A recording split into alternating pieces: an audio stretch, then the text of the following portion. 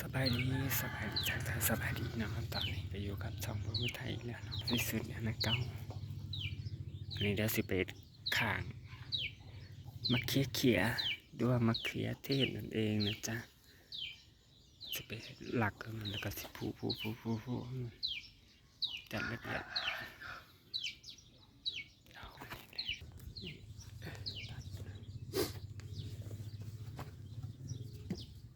ตัดไม้เราจะมาตัดไม้ตัดไม้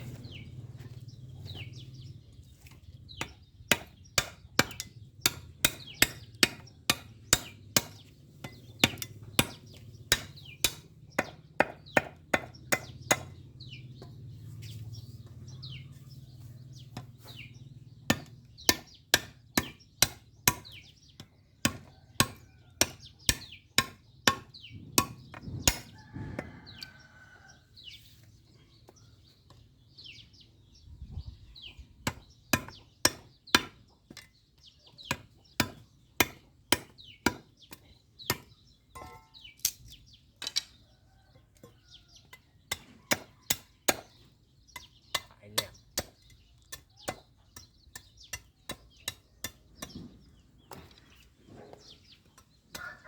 ไปแล้ว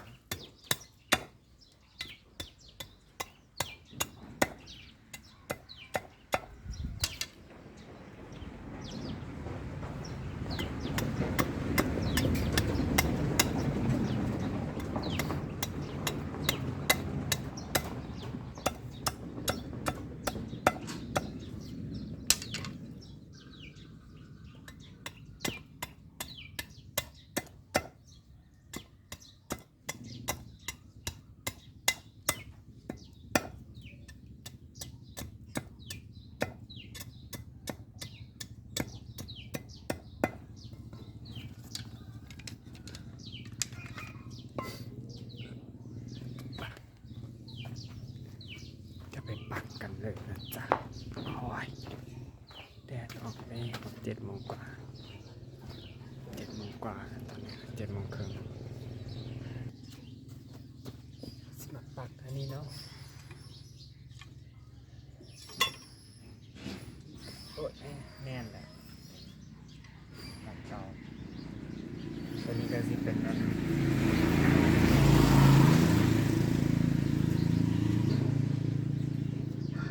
ต้นที่มันน้อยๆนี่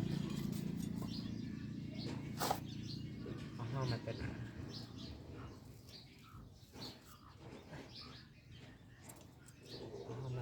ไปอันมันได้แต่ก้านแบบนี้ไปได้เบิดไปแล้วเลยอะไรเก็บ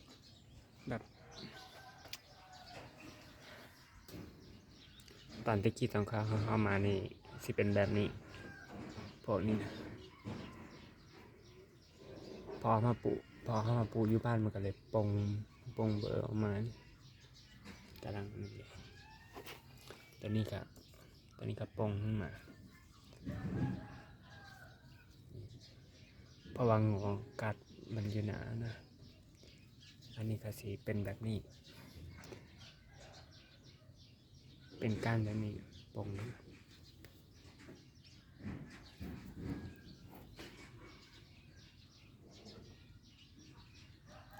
เดี๋ยวพอมันยาวขึ้นเลยก็กระมัดไว้ในนี้เอาเสือผูกไว้เพื่อมันยาวสำเลยก็สิมัดซ้ำนั้นโอ้กำลังจะเป็นมาอะไรนี่เดี๋ยวเนี่ยก็สิได้กินผลแล้วนะตอนนี้พอ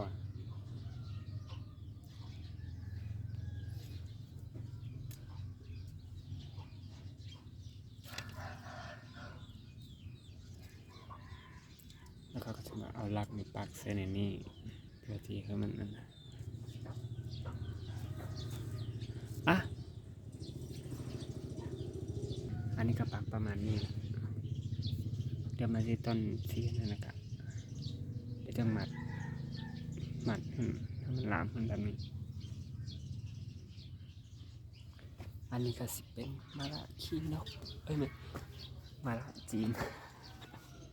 มะระจีนเหลืออยู่3 ต้นตัวนี้เป็นตามีหลอดหามตายนะ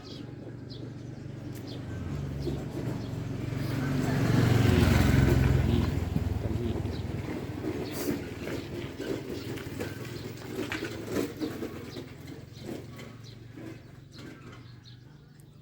้ผักชีใบเรื่อย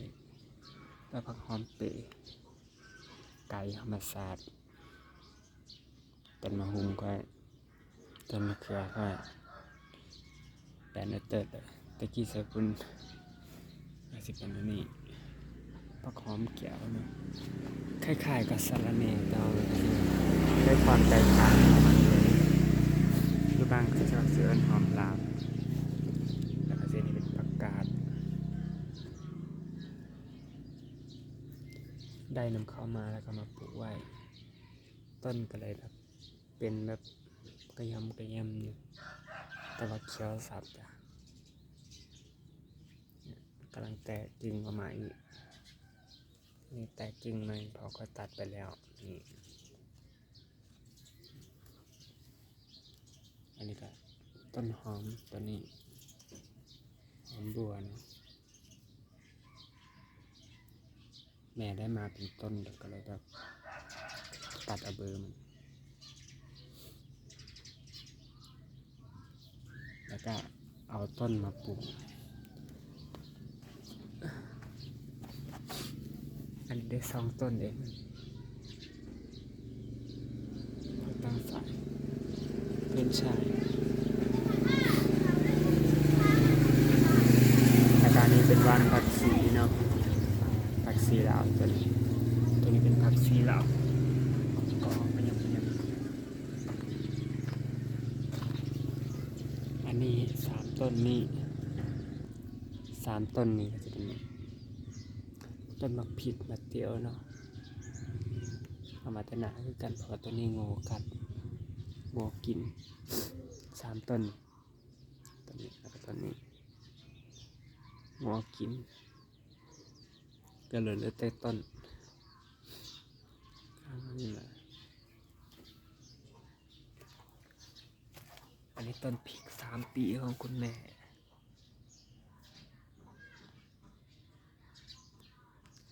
สิได้อันนี้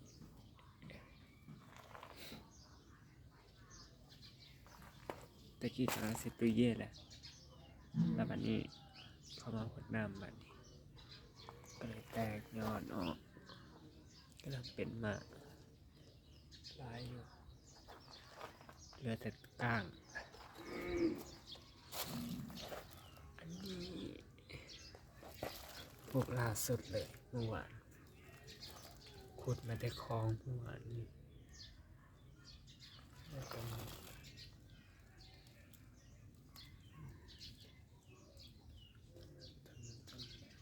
ประมาณนี้สวนแบบมินิมอล